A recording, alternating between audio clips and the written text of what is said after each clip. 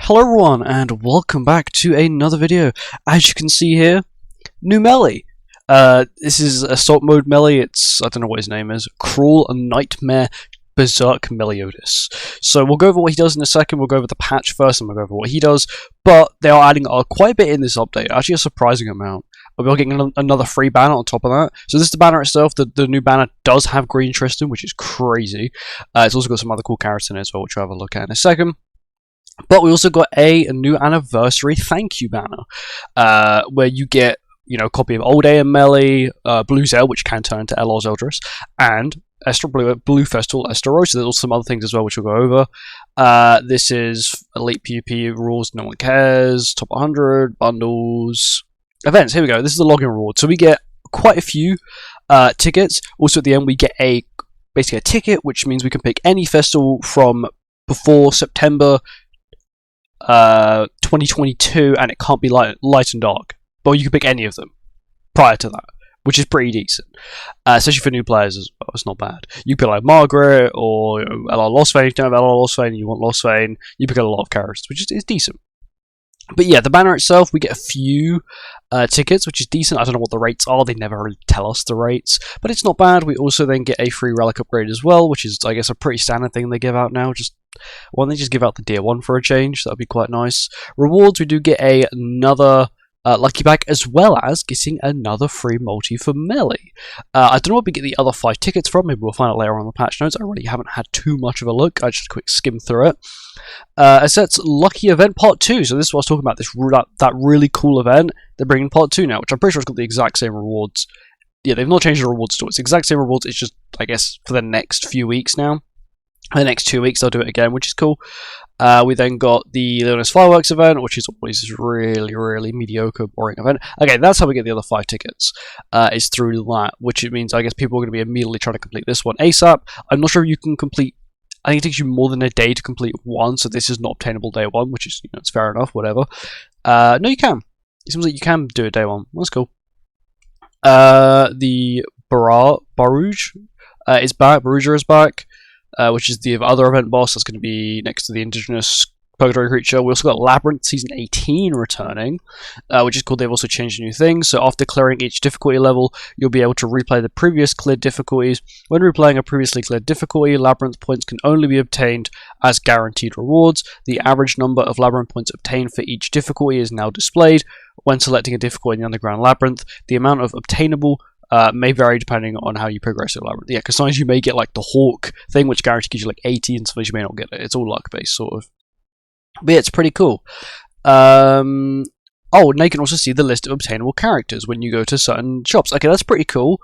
The auto battle feature will also be unlocked after clearing level 3 difficulty or higher. That's also pretty cool. It's just stuff that should have been added sooner, but they've added it now, because I don't really complain about. No new outfits. They've just got the Purgatory Meli one, the Transcendent Bond one, and the Mael one, which is pretty standard stuff. Force Eldris event 2, so we get an SA coin now instead of a diamond daily, and that is really it. They've also fixed the number of usable cards in PvE, so if you've been farming gold recently, you realize, oh, well, I've only got 6 cards instead of 7. Well, they fixed that now, which is pretty good. And yeah, oh my god, they finally done it. The original fragment, basically, this is Green Chandler, alright? When he initially came out, which was like 2 years ago at this point, it said at the bottom, okay, he'll be in the regular banners. They've finally done it. After 2 years, and he finally, when he got a relic, yeah, okay, now he's got a relic, and he made you be half decent, let's put him in the game now. Let's put him in the banner. But yeah, pretty decent update. Lots of diamonds. No final boss yet, which is kind of odd. In the previous patch notes, it did say something about final boss, so maybe we get final boss next week, which will then last for 2 weeks, and then we'll get the rewards whatever our end of month. So I don't think it is a collab now. They did speak about some sort of summer event, which, we haven't had it yet, so my guess is that it'll be some sort of summer festival or summer update instead, which is pretty cool. Onto the banner itself. So, we've got Meli, the new Meli. I've not read what he does. He's blue, he's a demon, that's all I know. The hero's max HP is increased by 10% for each applicable ally participating in battle. So his applicable allies are demon and heroes with commandments. Taunts for 1 turn at the start of the battle.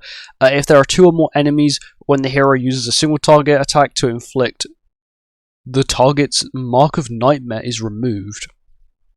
Okay, and a new Mark of Nightmare is applied to them for 3 turns. Mark of Nightmare, only Berserk melee can be targeted, does not stack with, okay, yeah, basically any of the sort of, like, Freya's ability or Galen's ability. It doesn't stack with any of them. But that's kind of crazy, though. The fact that he's a taunt and then he can choose who's targeting him, which is crazy. The hero's damage taken from the skills used by an enemy marked with Mark of Nightmare does not exceed 50% of the hero. So if you are, let's say you target LR Milim, you can only do 50%. So basically, you can only do 50% damage cap to melee, but you can still hit, you know, the other allies, his other allies, for the full health, basically. So you could nuke the entire team and it just be melee on the field with 50% health, which is okay. It is pretty cool. If the hero is hit 2 times during the enemy's turn, or an applicable ally dies, the hero gains Rampage for 2 turns. Rampage, all stats increased by 10%. Increased additional damage equal to 30% of the hero's max health when using a skill and immune to commandment effects. That is pretty cool. The reason why it says immune to commandment effects is actually because of Estarossa. Estarossa would actually remove that. Let's just say for some reason you have Estarossa on the back, he drops down, he gets the buff, boom, it would just get consumed by Estarossa. But they've made that impossible now. When the hero inflicts damage on an enemy, or when an applicable ally takes damage from a skill during the enemy's turn, the hero gains 1 effect, which increases HP related stats by 10% up to a maximum of 5. Okay, that's not terrifying at all, for 3 turns. And all enemies are inflicted with 1 effect, which increases the damage taken by 5% up. Okay, so what they've done there is so his amplify works. He doesn't have an amplify. Okay. Kind of odd, though. I was expecting sort of there to be some like form of amplify. Oh, he's HP based. Oh. That's not terrifying at all. So he gives himself a 50% HP boost, another 30% HP boost, plus if you have a green channeler in the back with rat, that's an additional 30% HP boost, plus he increases pierce rate, which once again, as you can see here, he's HP based with pierce rate and a damage increase. Okay, he's just a terrifying version of Gelder. Basically, he's just a more scary, more relevant Gelder. That is going to be absolutely petrifying for any meta team. Flood, once again, is a terrifying skill to have with HP based, and now he's got 150%. While Rampage is active, it's not going to be active too often, but it does have pierce rate, which is pretty good. It's got lots of buffs. Once again, his relic's also still going to work, so he's going to have that nice boost as well. The banner itself is pretty good. Once again, there's actually a few characters I don't own here that I would love to get my hands on. Mainly being Red Sariel and Green Tristan, the 2 I really want, because it's like, oh, come on, you know, I really badly do want these characters, because I don't have them, you know. Red Yorm, really, really good. Actually, there's tons of characters I'm missing. I'm missing 4 characters, including Meli. 1, 2, 3, 4. I didn't realize Red Chandler was there. But Green Chandler's here, and Green Chandler's probably going to be the one you're going to want to use with them. Initially it was, oh, Red Chandler for the bulk, but now you want HP, because it seems like Demon King's going to be playing the supporting role at this point.